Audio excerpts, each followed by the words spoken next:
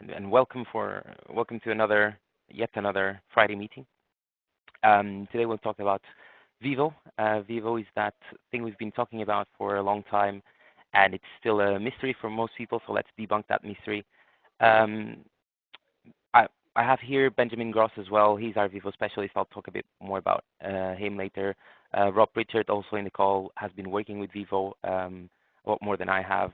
I went with Ben to the VIVO camp. So the VIVO camp was a training on VIVO made by the people that interact more with VIVO. I'll explain what this means later. And following that, we're doing this internal sales presentation, which means we're presenting VIVO to the sales guys. You're all muted, so if you have any questions, feel free to jump in, unmute yourself, speak. We're not too many. I was just afraid that we were going to be too many to have everyone unmuted. So feel free to interrupt and ask whatever you want in the meantime. So what are we going to talk about?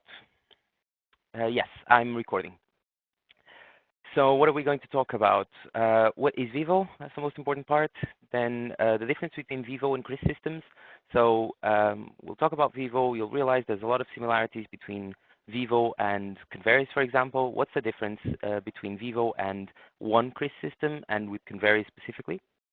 Then what data can we put in VIVO? It's an open source tool, so what are we actually selling?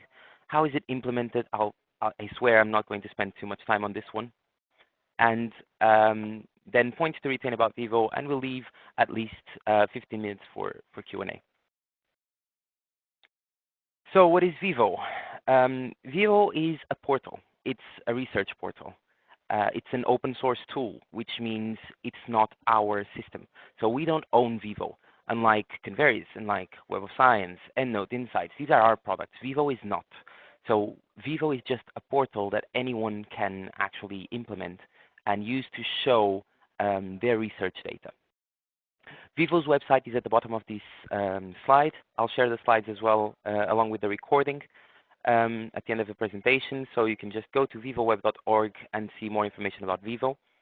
You'll also have a list of all the users, all the customers that are actually implementing VIVO. It's a bit misleading, but I'll explain later. And it's basically a portal that allows you to showcase your research-related information. So it's publications, it's also data sets, your profiles, the researchers. That's probably the most important part. So it allows for other people to just look up your organization and see what you're doing. If I would have to describe VIVO in a couple of words, these would be the first ones that would come to my mind. It's customizable. It's really customizable. I'll show you some examples later. A kind of a standard VIVO system, then I'll show you some other customizations, and you'll see how flexible this system is, and it looks really cool. It's a portal. It's a web application, so it's accessible online. It's data agnostic, which means that you can put whatever data you want in it. It's free. So there's no subscription associated to it. It's open and made by the community. So it's an open source and managed by the community product. So basically there is a community of people that just give away their time to develop more in VIVO. People from different institutions, most of them actually from the US, at least the most active ones, I would say. Benjamin Gross in the call is one of these people that has, for the last years, been a committer of VIVO. A committer means someone that is actually changing the code of the software and making and improving the software itself. So this is stuff that people just do it for free, because pro bono, because they just want the best for the product and because they believe in this project. It's profile centric. So the goal in this portal is to have data on your people, on your institution's people, and see what they are doing. So it's not about the publications. For example, the Web of Science is a publication centric portal, which means that you're discovering publications. That's the goal. You might then have authors. You then have other metadata. You have citations. But the goal is the publication. In VIVO, the goal is the person, and then see what they are doing. So now let's go to the complicated part. It's an open source web application. I've said this part, an information model to represent scholarship and supporting research discovery. It creates connected and integrated record of scholarly work, not a slide, of your institution, ready for reporting, visualization, and analysis. What does this mean? So basically, when Tim Berners-Lee, which was the inventor of the World Wide Web, was basically the guy that said we could create something called the internet. He meant to have something like this. It's um, it's an ontology. Basically, it's connected data. People evolved into web pages, and then Google came in and just decided to index all of them. That wasn't the initial idea. The initial idea was to have this data all linked to each other. He's been reframing that concept recently with other organizations. So what Vivo does is exactly that. It so we can input data into Vivo, but we're connecting the data to different things using the ontology. So there is a data model, a very rich data model, which keeps evolving, by the way, because the community keeps adding more things to the Vivo ontology. It can be shared across organizations. It captures all the phases of research, so the data sets, the clinical trials, the publications as well, and it's basically an open network of information. Once you have all the data there, you can also implement a lot of visualizations on top of it and use it for analysis. It's very, very flexible in terms of visualizations. So for example, with Insights, we have a lot of metadata and a lot of metrics being calculated on the back end, and then we're making that available to our customers. With Vivo, if they include their data there, they can include whatever visualization they think about. Even Converis is more limited in terms of visualization. It uses the data in Converis, of course, but then it has certain types of visualizations that you can use. With Vivo, you can put whatever you want there. There are pros and cons in this. We'll look into those as well. What are the benefits of Vivo? Well, it allows you to showcase your institution or organization to the world. It can be used together with repositories in CRIS. It links the author or researcher data to their research, whether those are grants or publications or other collaborators or experts. There are departments as well, so it's a bunch of linked data all in the same system. It's very flexible, and you can have both a private version and a public version of your data, so you can actually log in and see other things that the public wouldn't see. It's just a one-stop shop because all the data is there, and then it creates these profiles and it associates the data to these profiles.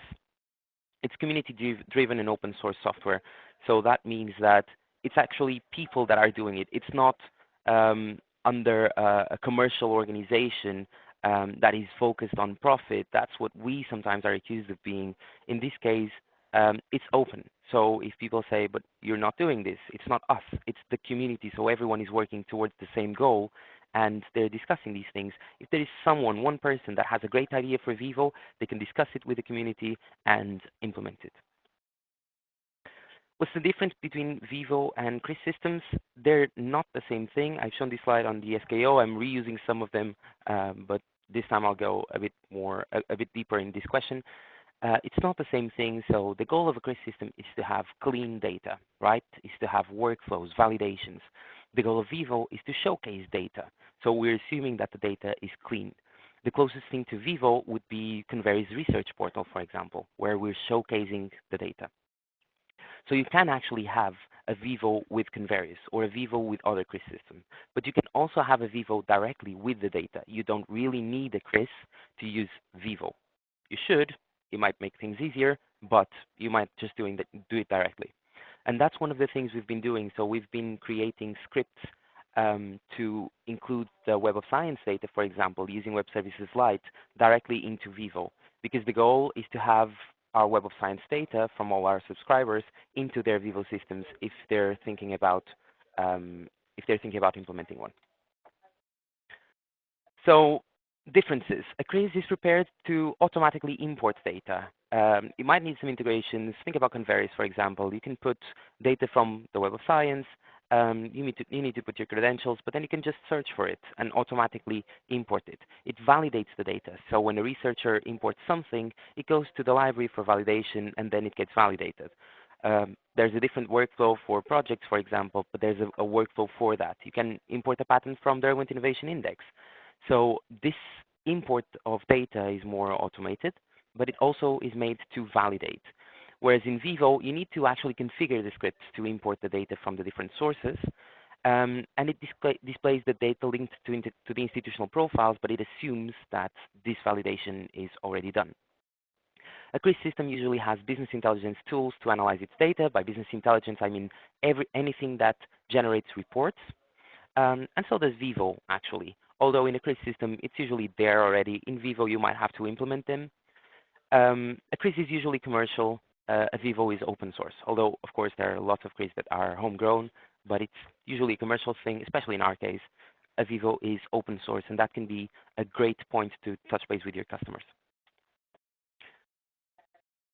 If we're talking about Converis specifically, Converis is configurable, so you can add new types of data or new metadata fields. For example, in a publication, if you have an internal ID, you can just create a field there, what we call an attribute, and immediately have that field available for all your publications.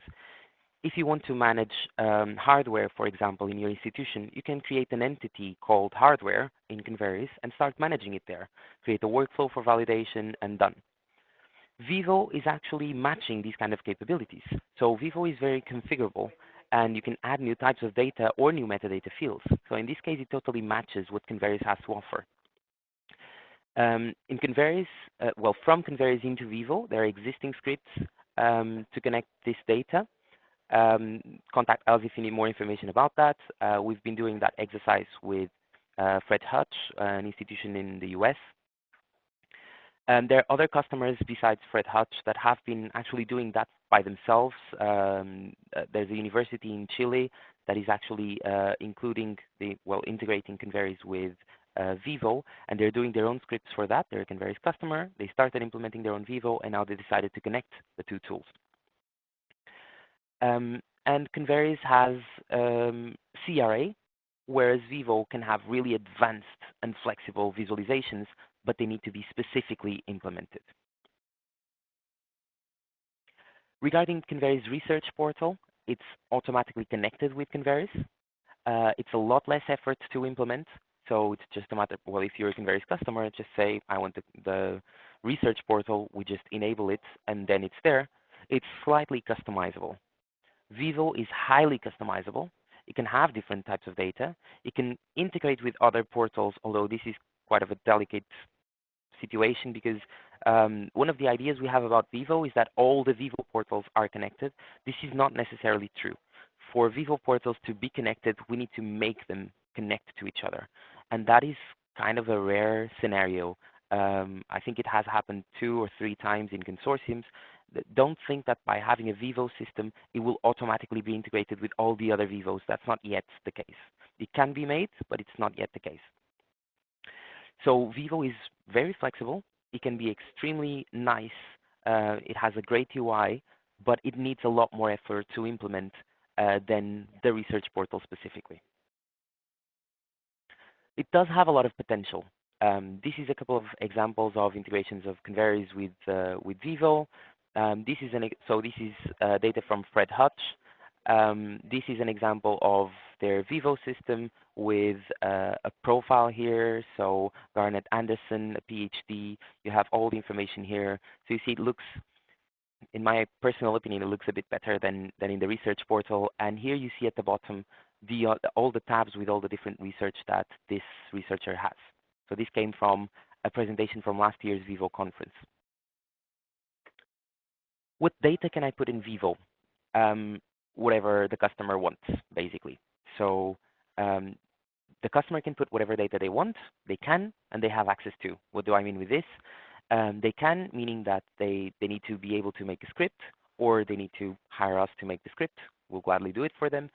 And they, of course, need to have access to that data. That's a very important part because we can promote Web of Science data in VIVO, for example, and that would generate a subscription. Same thing for Insights Metrics. So we have here examples of data in VIVO. The HR data is, of course, needed because it's a profile-based portal. All the organization data, which means you need to say how many faculties you have, departments, etc. Publication data from Web of Science, from PubMed, from your internal database, queries, repository. You can add the number of citations as well. You can add Insights Metrics. We've done that here and there in our own portal. patents data, clinical trials, data sets, grants and projects. Of course, you need to have the right to display this publicly if we're talking about a public Vivo. Um, DTU, for example, one of Paris customers, they're implementing a Vivo, but their goal is to have that Vivo behind their firewall, which means that actually they don't need to struggle with the issue of showing that data to the public and having that right, because no one is actually seeing their Vivo. It's just for themselves. They're using the visualizations heavily, but they're just showing it to their internal staff. So all this data here needs to be connected with these profiles. That's one of the benefits of VIVO, because when you're putting the data there, you need to think, how is this data connected to the profiles, and how can I actually connect it? Then when someone external visits that, that VIVO instance, they'll get a wider vision of the whole institution and basically what each person is doing. You can do a lot with reporting, as we've mentioned before. So we'll go into that in a while when we go to the live demos of Vivo portals. They usually do have publications data. That's one of the goals of having a Vivo. We need to really make sure that the Web of Science data is always there. Even if a customer is not hiring our services for Vivo, if you know that a customer has a Vivo system or they're implementing it, have a discussion with them and ask them how are they thinking about importing the Web of Science data there. Maybe they're interested in having more metadata, so maybe it's a possible upsell for the expanded API. We do have some free scripts, as I've mentioned before, to integrate the light data into Vivo. That's on our GitHub. The link is here, so feel free to share this with your customers as well. This is a public GitHub, and all the things that we do for the public, we're going to post them there. Is it free? Yes. The script is free. We're sharing these scripts for free with the customers. However, they will still need the subscriptions, and basically that's where we mean to help. So we're giving them the scripts. The more scripts they do it, the less work they have to do integrating it with Vivo. But at the end of the day, they'll always need a subscription, which is our basic goal. We don't have any script for web services expanded yet there, but of course it is possible to be done. So if Vivo is open source, what exactly are we selling? First of all, the subscriptions on Web of Science data, but then we're a registered service provider of Vivo. There's a link here. If you click on registered service providers, that's a link from the Vivo website.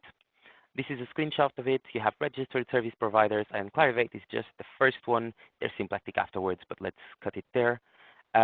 So that means that we can help customers implement their Vivo system.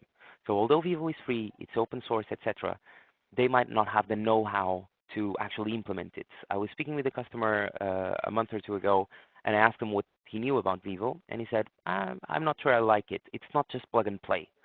And he's right, it's not plug and play. You need to think on how to implement it. Do you have the infrastructure and the know-how? What data are you going to put there? And you need to have some experience working with triplets with RDF to actually import the data there. And we do. So we can help our customers implement their Vivo systems, and that is a paid service. When I say we, I mean this guy, Benjamin Gross. He's one of the sales engineers in this call. He'll be extremely active in the Q&A later. He's 8 or 7 hours behind us, so thank you, Ben, for being in the call. So Ben is one of the committers of Vivo. He's a very active member of the Vivo community. Before Ben, we used to work with another person for our Vivo services, Ted Lawless. He was also a very, very active person in the Vivo community. He was, not sure if still is, working with the DTU project. He was for a while working there as a contractor. But we're getting more and more well known in the Vivo community, thanks to Ben, to Rob, to Anne Bain, and etc. And we're going to start doing that kind of work here in Europe as well. There is a very important conference on Vivo for the German community this year that we're planning to attend. So we need to speak with the account managers of that region to make sure that we're well represented there. But this movement is growing in Europe as well. I'll show you how fast it's growing later in the slides. But basically, this is what we sell there: the subscriptions for data to integrate in VIVO, and also the services to implement VIVO systems. So then Ben would jump in and help. Maybe I could help here and there. But think of VIVO as a very flexible tool for public visibility and for visualizations as well. Do you want, you can get really creative in what data to include in VIVO, and I trust you guys, account managers, to be like that when you deal with your customers and see the possibility of what they want to do.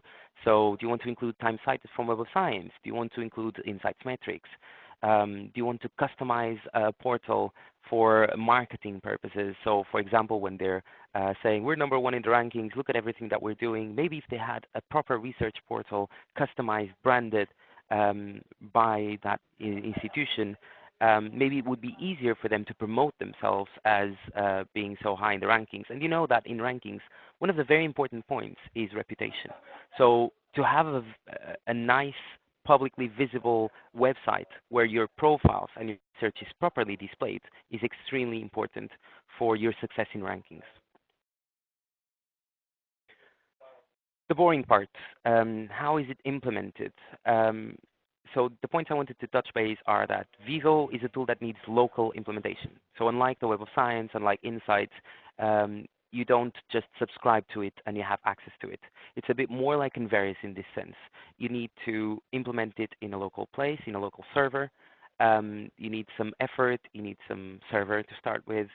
And you need to define the data that you're going to put in VIVO. That's probably the worst issue. And when you take a look at the users of VIVO, so the institutions that are implementing VIVO, you'll see that not so many of them are actually live. Most of them are still in implementation stage.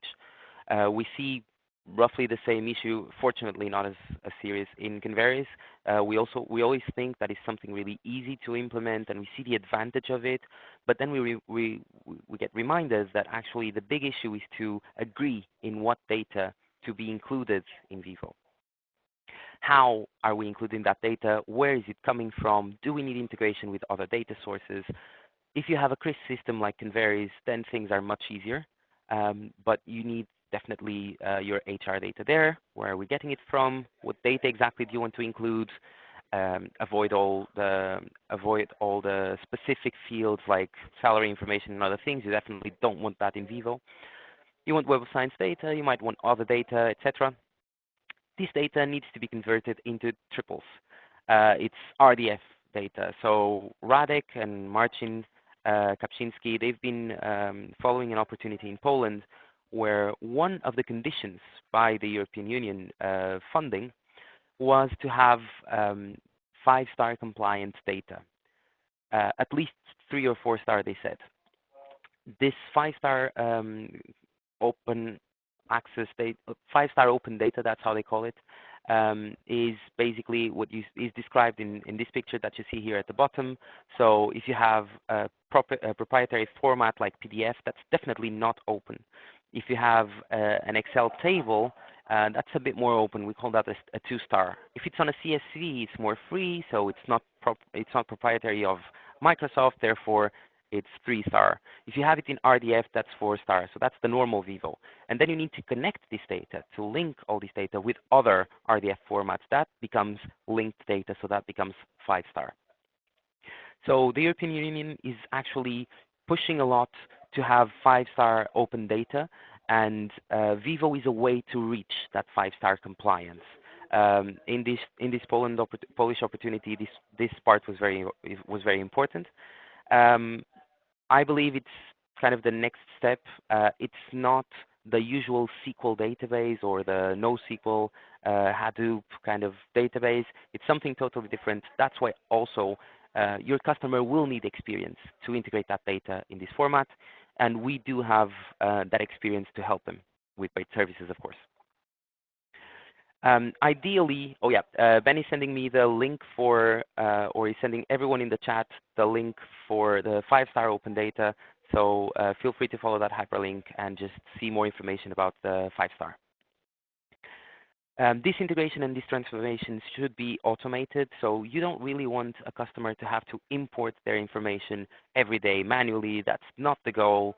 Currently, computers are here to do that kind of thing, so we need to develop a script and automate it to automatically import this data into your Vivo system to keep it as up-to-date as possible.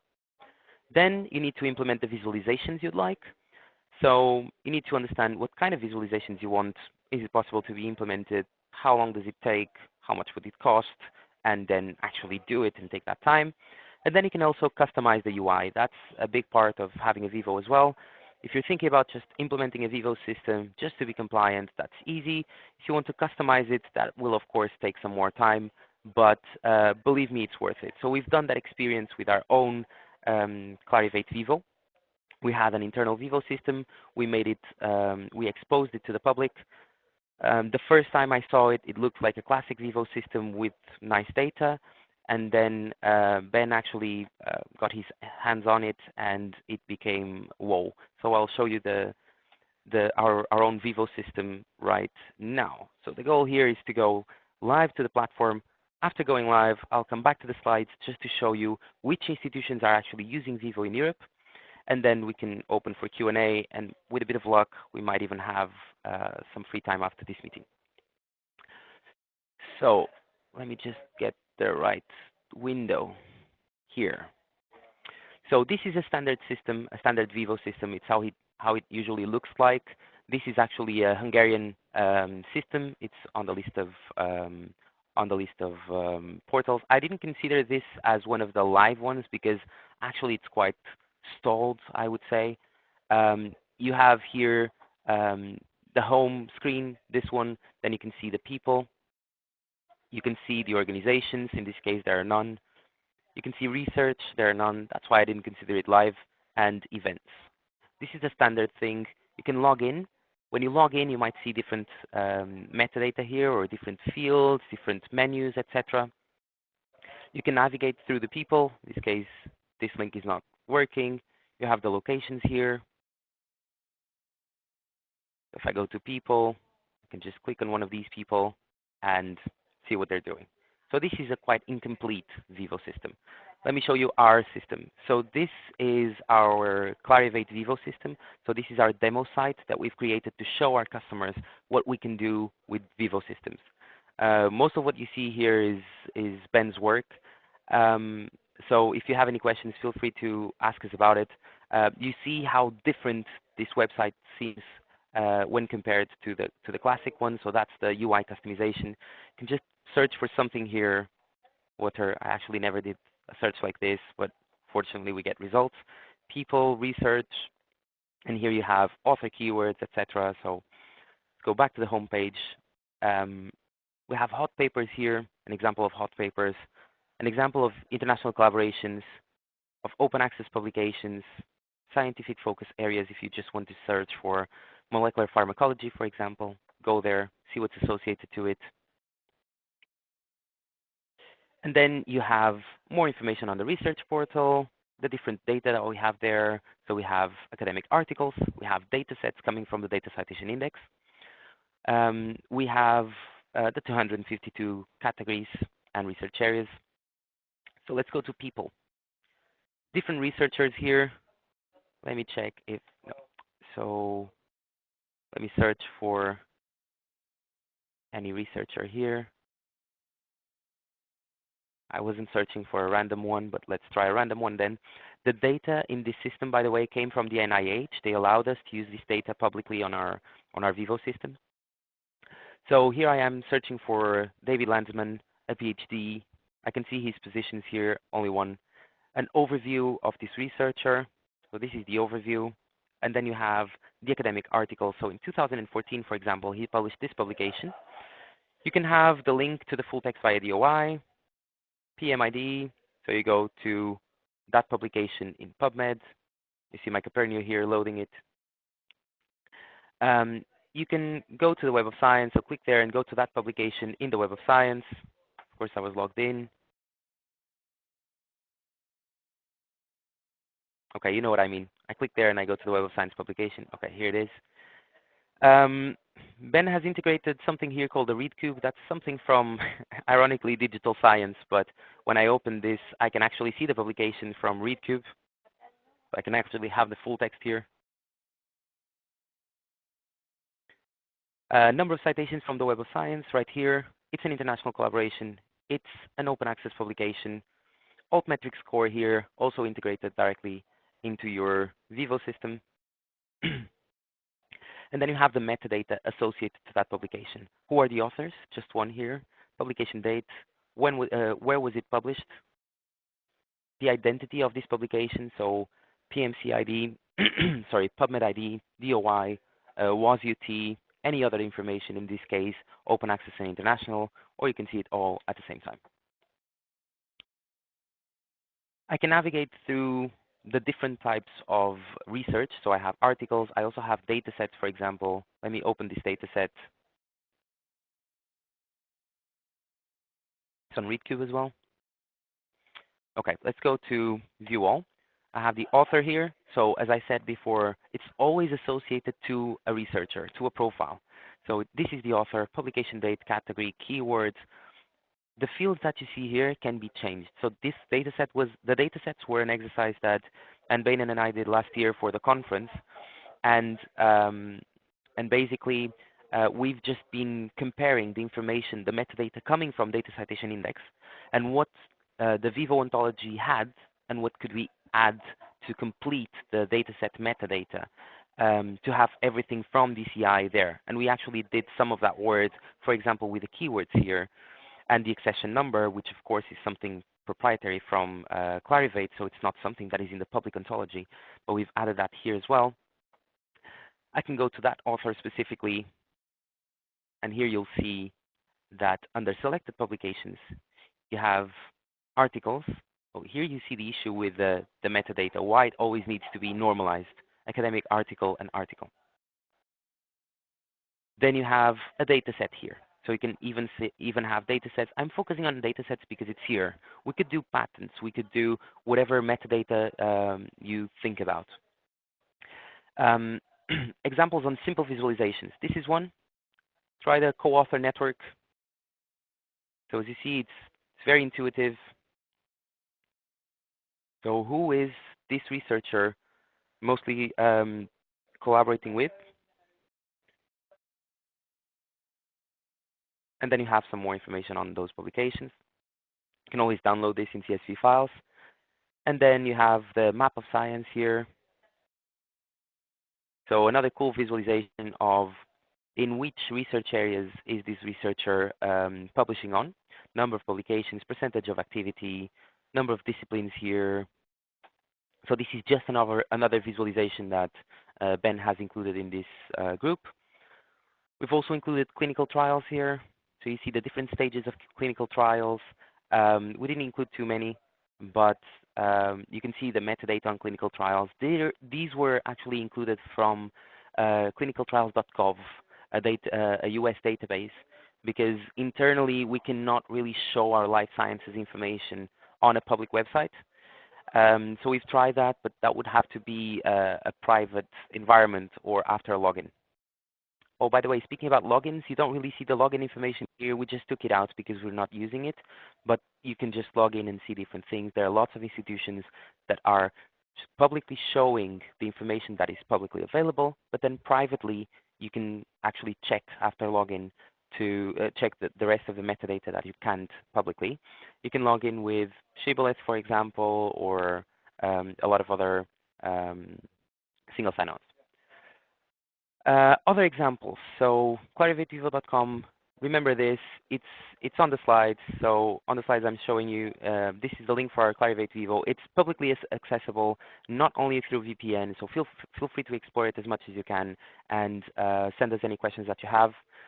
We have a distribution list on the sales engineers, by the way. So sar.sales.engineers@clarivate.com, and that way you'll email all the sales engineers at once. It's the best way to actually ask global questions. So another example of VIVO systems. This is an Albanian system. It's a bit more standard. So when you compare it to the more standard one, this is slightly customized, but not too much. Does have some data here. So you have research, people, some profiles, the organizations. I bet the events part is empty. No, they do have conferences, events, presentations. You can search here. There's a login, so here you see the login information, and you can see all the data there. Carlos III in Madrid also has a live system. So this is another example of one. You can see that the customization really changes the user experience there, although it's all in capital letters. All the outputs, they've put everything together. This one is, I have it written, German National Library of Science and Technology, TIP, exactly. So this is a German one, beta phase they say, but they're working on this one as well. Works pretty much in the same way, but you see how configurable this is. Now we go to the Pearls. This one is UNAVCO. It was where actually Ben used to work before he joined Clarivate.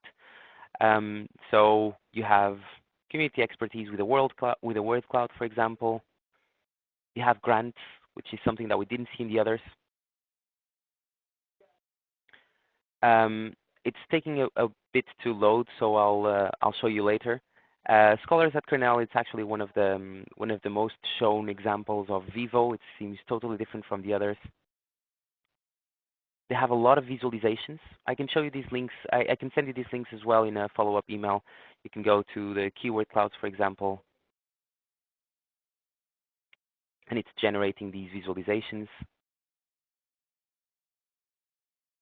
Grants and contracts, that's a cool one, although it doesn't say much, but it's really cool to see. So select an investigator specifically, and you see which grants they have.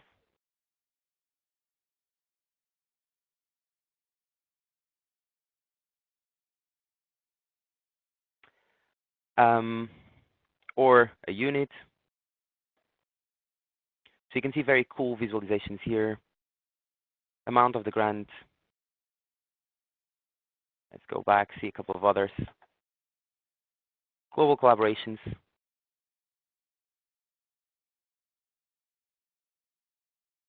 Here you have an example of the global collaborations of scholars at Cornell, so the Cornell University. So you're seeing that you might by now be realizing that all these visualizations are different. That's because they can be specifically implemented. When I say specifically implemented, this is what I mean. It's extremely flexible and it can actually do a lot. You just need to take time and have the expertise, and sometimes your customers don't. We're here to help. Colorado is another example, and I'll go quickly through these ones. So research,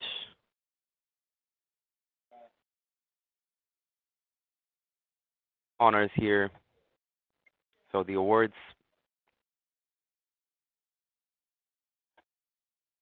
always connected with a researcher because profile centric again.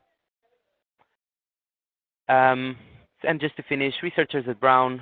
Brown is where Ted Lawless, the guy that used to work with us, is working and was working before. So this is the VIVO system that he did.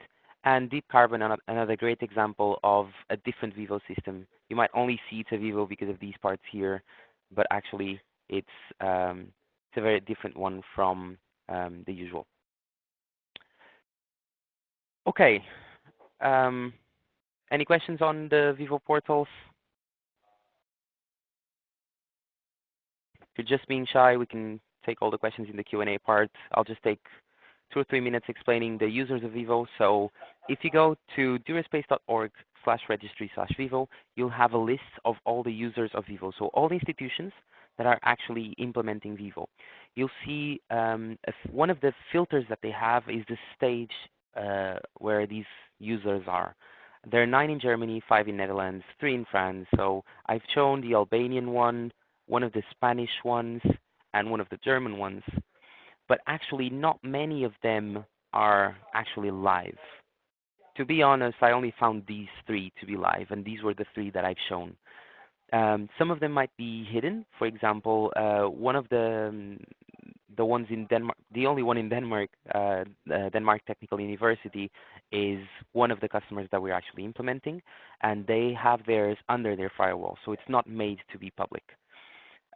In that sense, we would never see it like this. It might happen with other customers. Some of them have it implemented, and actually they just don't want to make it public because they might not trust the data that they've put there, or maybe they realize that something went wrong with their, maybe that's not the way they want to expose themselves, so maybe they just want to keep it hidden for a while more, but they might be in different stages of implementation.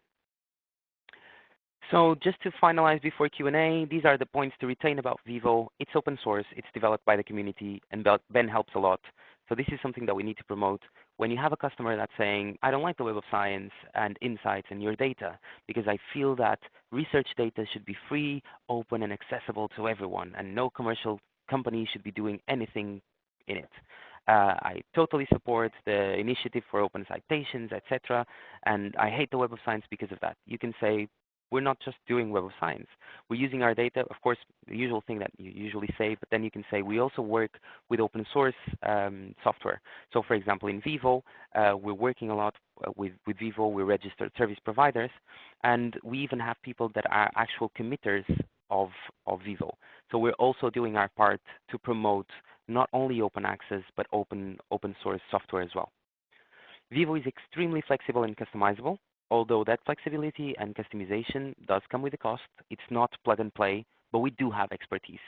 So feel free to start the discussion on this. It might take a while, but it's data agnostic and open source, which means that it's up to your customer. If they want to decide to implement it themselves and what data do they want to include there, they can do it themselves actually. We're here to help if they need, but by promoting VIVO actually, although VIVO has no subscription, we're just doing one-off services, we're actually promoting our data into VIVO. So that means that we're capitalizing on the subscriptions that we have, and we might even have an upsell or two if they want to have more metadata there to improve their visualizations. If you need any information, contact the sales engineers. I'll include here the distribution list for the sales engineers as well when I send you these slides. Do consider these slides internal. There are some things there that are said, like we use this to capitalize on our subscriptions that we really don't want to share with the customers. But feel free to extract any data that you want from here that you find suitable. And if you need anything, just reach out to us. So, Q&A. Any questions? Too much information? Let me go to David. Hey, David. Really interesting. Thanks very much. I'm wondering if, for instance, you have a customer who's using Insights, and it's not happy with all visuals and would like to have this metric on the y-axis and that one on the x-axis, whatever, or would like to have another metric calculated based on the data in there. Is this something that we could help with? Yes, maybe. We would need to discuss that, and I'll tell you why. The thing with Insights is that we're using, to calculate metrics in Insights, like the normalized citation impact, the category normalized citation impact, we're doing a lot of work in the back office, and that needs a lot of effort and time. That's why we only release that those Insights updates once a month. It's because we need to recalculate everything. So we always need to think what kind of metrics we actually have. But if we're talking about percentiles, for example, yes, we've just seen 2 weeks ago an example where one institution just created a visualization with percentiles on their authors, and they could see like who's the best in their percentile. So in that sense, yes, but it really depends on the metrics. But that's one of the situations that it can be really useful. So we could definitely talk about that. Okay, great. Thanks very much. Steve has a question, which is, I've mentioned the conference in Germany this year, if I'm aware of any events on the rest of Europe. There is a web semantics conference, so not necessarily VIVO, but web semantics, which is basically the model behind this RDF, etc. In Crete in June. So that's a curious one. It might be too geeky, but it's one of the interesting ones. But in the VIVO website, they actually have a list of all these conferences. So while I'll take some more questions, I'll meanwhile go to that website for you to see where you can get it. I got another question. Hey, Anya. Hey, Miguel. I was just going to confirm how whether there is an exact summary somewhere written down for easy lookup, or whether you can quickly summarize again for me what can go from our metrics that we have, what we can populate into open vivos, and what has to stay behind. I know for sure insights metrics need to stay on internal vivos, but also with the um, citation count from AMR. I remember there was something, but I don't know exactly. So are you the person to contact to make sure customers only connect the right thing to the right places? Yeah, sure. So this is our usual website for all the information in web services. We used to have something here which said which was the information that we could share, but if we don't, I have another Now, how link they here. work, I know, but what can I put on the open Vivo? That is my question. And I Yes. remember there So was something with the article match retrieve citation counts that I thought you could have them because there's something special in the link that they still don't update or something, but I forgot the details. We had it at the SKO. yeah. So basically, this is the data policy that you see here. So these are Okay. the fields that you can share publicly. Okay. Fields that are not here cannot be shared Where's publicly. this link? Is that on the lens or where I've is just it? shared it on the chat. Okay. Okay. Actually, yeah, I've just shared it on the chat. So yeah, this used to be on our main website for web services, which was, if I click here, will be redirected. So here, it used to be here on the left side. I'm not really sure what happened last week. I was pretty sure it was still here. I'll check with marketing if they changed this and where we're going to include that. But I've shared the link there where you can access that list of fields.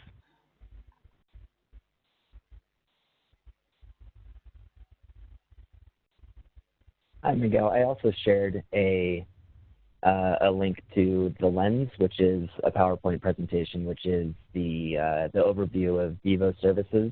And included in that slide deck is a summary of data fields that can be made public. Okay, great. Thank you. Slide 12, if you want to jump to that one. Thanks. Great. Thank you. I think that was more what I was after. Okay, sorry. Right. Same information, just collected with the other VIVO information.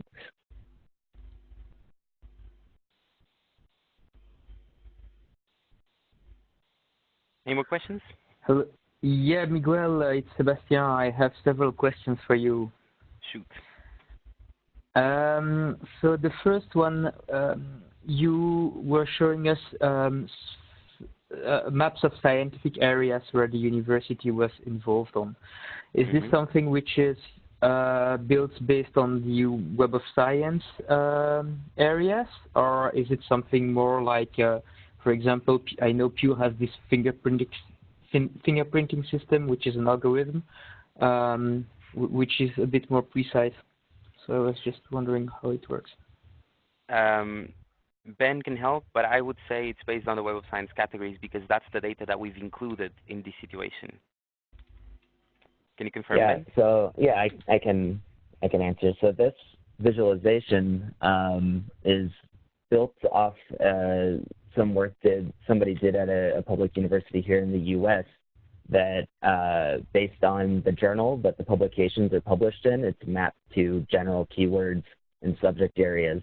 So it's actually at the journal level, not at the article level. And they did use Web of Science data to create the original mappings to the subject areas, but it's not directly tied to the Web of Science.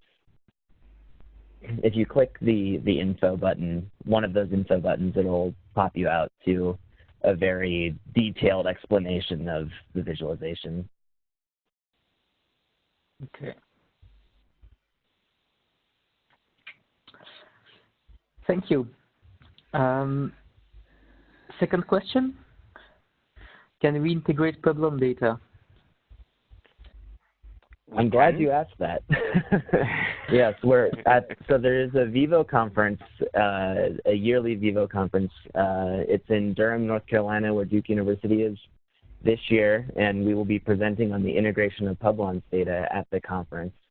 Let me chat over a link for an example of a page that's using a beta version of a widget for Publons data. This is pulling data in real time from Publons through the API. There's a little bit of a delay coming from the Publons side, or I don't think they're giving enough resources to our visualization yet. But if you go back up, it should be underneath service.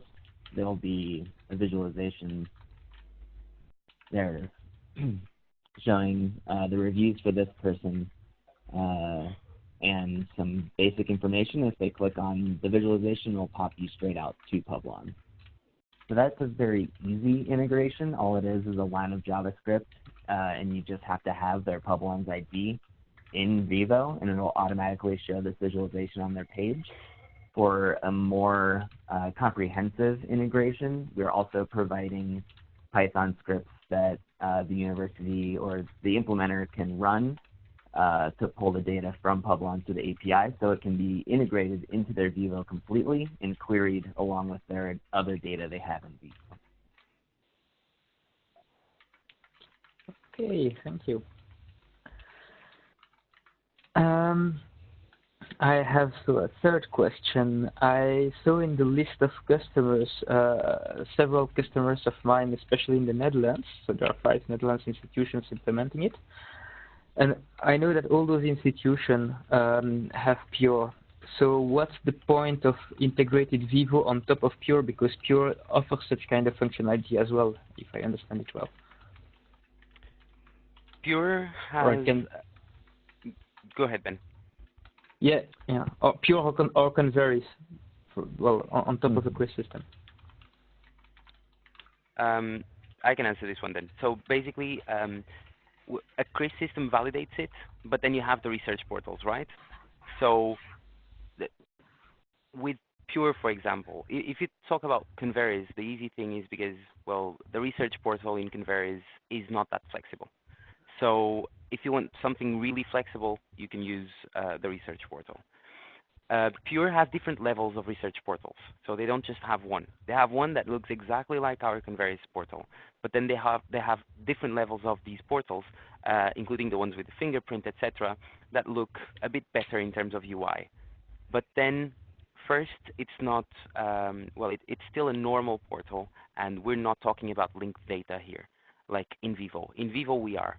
So if you need to be compliant with a 5-star open data, for example, or you might hear about the FAIR principles, VIVO is compliant with it. A research portal is definitely not. Additionally, they might need to include different data apart from the one that exists in Pure. So if they want to include, for example, Publons data, Pure is not including Publons data. If they want to include some insights metrics, for example, Pure is not including that as well. So if they have a VIVO system, it becomes a lot more flexible than just a research portal from Pure. Okay. Yeah, it's a good point. Yeah, and I would add, especially for insights metrics. I was going to add that we were having a conversation with a large university here in the U.S. that is considering dropping Pure for VIVO because Elsevier charges a fee per person for their Pure portal. That for a large university, it becomes very, very expensive, and that is a yearly subscription fee that they have to pay. So they're paying around $70,000 a year to have their Pure live, whereas we can implement that for a one-time fee of, depending on the amount of customization they want done, anywhere from $50,000 to $150,000 and then perhaps with a very small year-over-year maintenance fee if they choose, or they can take it over completely at that point. So they are very motivated to jump ship from Pure for both the customization and the pricing as well. Okay. I got another comment. Also, yeah. Sorry, no, go ahead with questions. That was just a comment I wanted to make. Oh, no. I listen to you. I will ask afterwards. It's just a short edition. Actually, whilst the Converus portal is at first glance not very flexible, this is the way we sell it by standard as it's sold as of scratch. But at the end of the day, you can do almost as much with it or more than you can do with Converus. You can either do it yourself if you're a CSS expert, or you can, but we have limits what we offer to customers because it would be very cumbersome and do a lot of work. But there's actually a danger. So we can put out Scopus metrics on our portal and our own metrics on our portal quite easily via output templates. That brings me back to the question, what are we allowed to show on a customer's portal, where we need to pay attention when they ask and you don't have your mindset on it. Otherwise, you just quickly configure a field and there you go with a metric, right? So lots of things could be done in our portal too. It's quite flexible if you take the time to implement. Both customer and also us for paid money.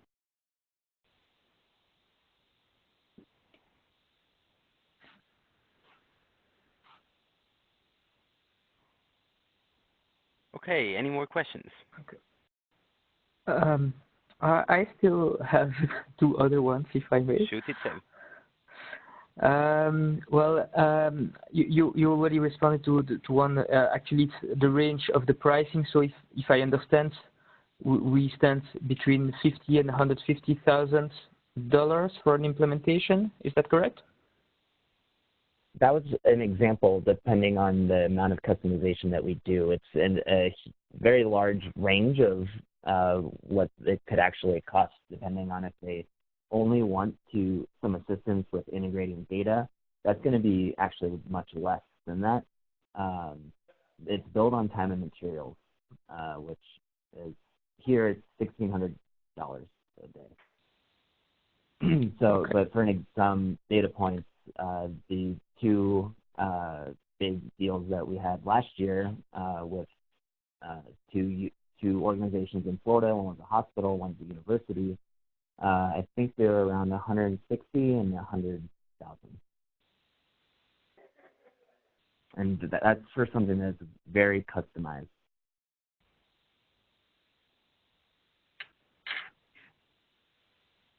But because it's time and material tab, I would just add that when you have an idea like this, it's better to just reach out to us. We can take a look at it, see how long it would take to implement, and then we can think with you, we can think of pricing. But first, we just need to estimate how long that would take to implement. Sure. It's just to have a rough range. Idea, yeah. Yeah. And the question which is linked to it, how much time, and again, a rough range between a very small implementation and a bigger one, to have an idea of what time an implementation can last. For a non-customized interface, so stock VIVO with maybe just changing a logo, integrating Web of Science data or insights data, about 7 working days at a minimum, and that's the low end.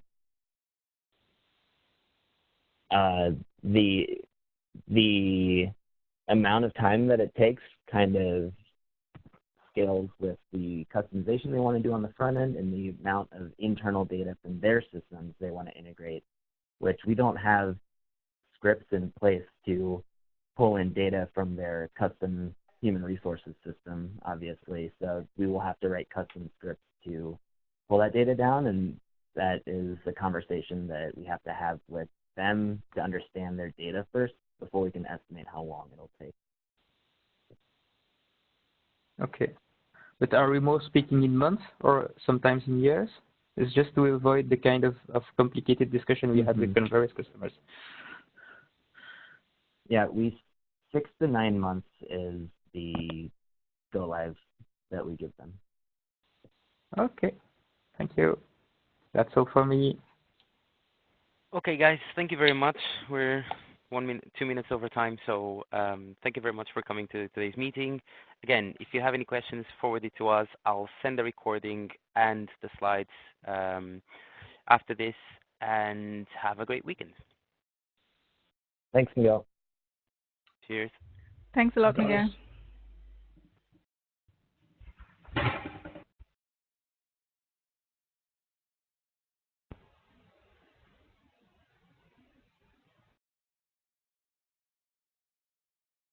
Miguel. Appreciate it.